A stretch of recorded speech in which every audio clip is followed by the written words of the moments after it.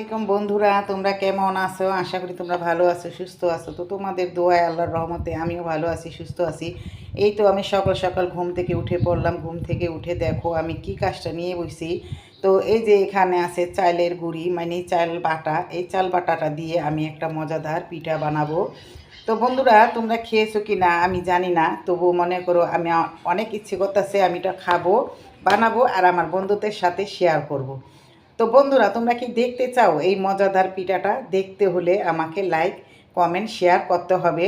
R please please like করতে ভুলবে না, আর কমেন্ট করতেও ভুলবে না। আর তোমাদের একটি কথা, তোমাদের একটি লাইক আর কমেন্ট সবারই কাজে লাগে। তো আমারও লাগে কাজে। তো আমার লাইক কমেন্টও তোমাদের কাজে লাগে। কিন্তু এই যে মনে করো বড় ভিডিও হোক ছোট ভিডিও হোক, একটা কমেন্ট করে যদি উঠায় ফেলাও তাহলে মনে করো ওই জিনিসটা কীরকম দেখা যায়, খারাপ দেখা যায় বলো তো? তো খারাপ দেখা যায় না? আমি তো মনে করো কমেন্ট করব তো করবই।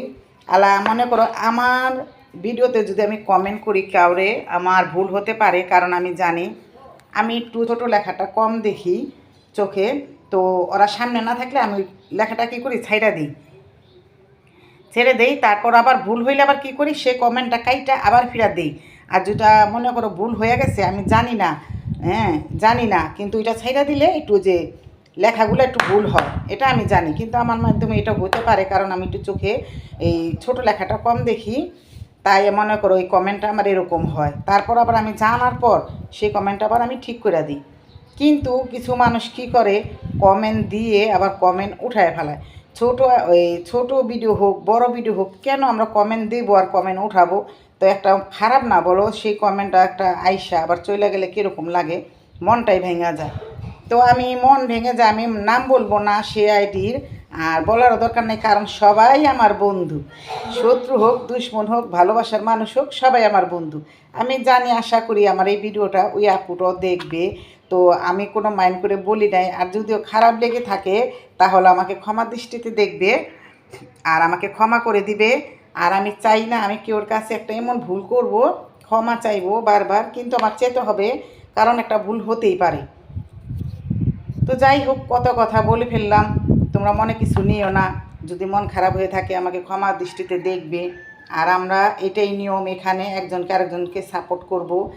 এই সাপোর্টের মাধ্যমে একজনে আমরা ভালোবাসার মানুষ হব। কারণ কারোর সাথে কারো আমাদের দেখা নেই, পরিচয় নেই, জানা নেই। এই কমেন্ট আর এই লাইক, এই দুইটাই আমাদের পরিচয় বন্ধু। ঠিক আছে বন্ধুরা? আর তোমরা দূর থেকে বা কাছে থেকে যারা যারা দেখছো, সবাইকে আমার ভালোবাসা। যারা নতুন আপুরা ভাইয়ারা আমার এই ভিডিওটা দেখতেছো, তো লাইক দিয়ে দিবা। আর তোমাদেরও আমার অনেক ভালোবাসা। তো আসো আমরা কথা না বাড়িয়ে এগুলো আজকে গুলিয়ে নিই। বন্ধুরা, এখন আমি এখানে কি কি দিব তোমাদের দেখাই।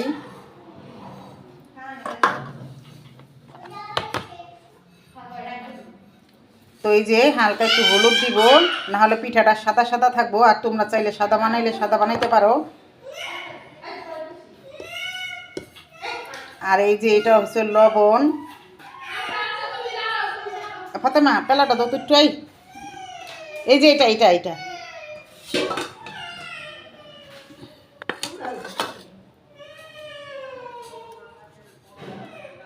আর এই যে এদিকে আছে কাঁচামরিচ কুচি, পেঁয়াজ,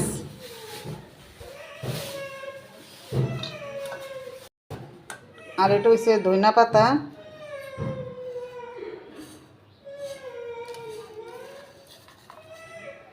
আর এটা হচ্ছে শুকনো মরিচের গুঁড়া। এই যে এখানে মনে করো সব কিছু নিয়ে নিলাম, কাঁচামরিচ, পেঁয়াজ, ধনিয়া পাতা, শুকনো মরিচের গুঁড়া, হলুদের গুঁড়া, আর হলো লবণ। আর এটা হচ্ছে এই যে ম্যাগি মশলা, এটা দিলে এই পিঠার টেস্টটা খুবই ভালো লাগবো।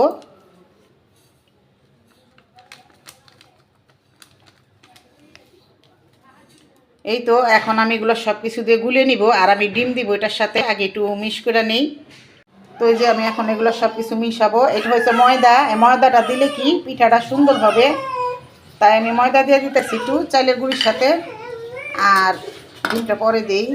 এখন দিব পানি। আস্তে আস্তে আমি এগুলো সব একসাথে মিশিয়ে নিব।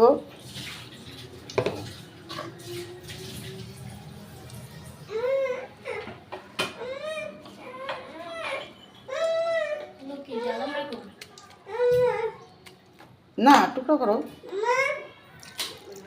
ফাতেমা আলু কাটতেছে, তাই জিজ্ঞাসা করতেছে যে আলুকে আলাম রাখুন। ওইটি ছোট বড় আলু তো বড় আলু হইলে টুকরা করবা, ছোট আলু হইলে আলাম রাখবা। তো চাইলের গুঁড়ি তো সহজে মিশে না, তাই আমি আস্তে আস্তে করে মিশিয়ে এগুলা। আমার এই যে তেলটা গরম হয়ে গেছে, এখন আমি পিঠাটা ছেড়ে দিব। দেখো ডিম পিঠাটা আমার কতটা ফুলছে, খুবই সুন্দর লাগতেছে, ভালো লাগতেছে।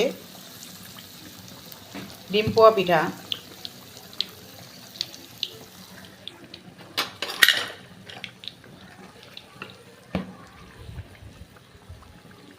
এটা একটু লাল করে নিব।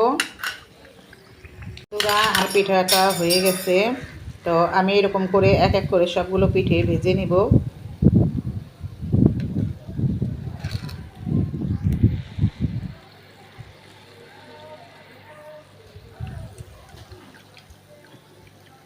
পিঠাটা কতটা সুন্দর হয়েছে।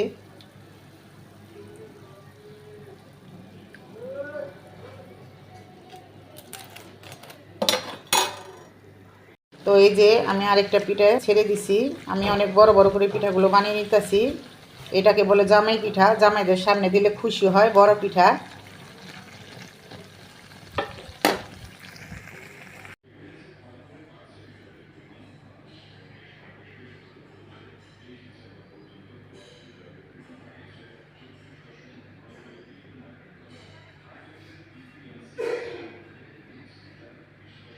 এই তো বন্ধুরা দেখো, আমি ডিম পোয়া পিঠাটা নিয়ে আসি। তো এই যে আমার ডিম পোয়া পিঠাটা কীরকম হয়েছে তোমরা কমেন্টে জানায়ও। তো এই যে আমি এখানে সবগুলো পিঠা বানাই নিছি, কিভাবে বানাইছি তোমরা দেখছো আমার বন্ধুরা। তো তোমরা সবাই কমেন্টে জানায়ও এই ডিম পোয়া পিঠাটা কীরকম হয়েছে। তো আমার কাছে তো আলহামদুলিল্লাহ ভালো লেগেছে, কিন্তু আমার বন্ধুদেরও তো বলতে হবে কীরকম হয়েছে। তো বন্ধুরা আমাকে যদি ভালোবেসে থাকো আর ভালোবাসো, তাহলে বলবে এই ডিম পিঠাটা কীরকম হয়েছে, কমেন্টে জানাবে। আর বেশি বেশি করে লাইক করে দিবে, লাইক করতে ভুলবে না, কমেন্ট করতেও ভুলবে না। তো বন্ধুরা আমার ভিডিওটা আজকে এই পর্যন্তই। তো তোমরা সবাই ভালো থাকবে, সুস্থ থাকবে। আল্লাহ হাফেজ।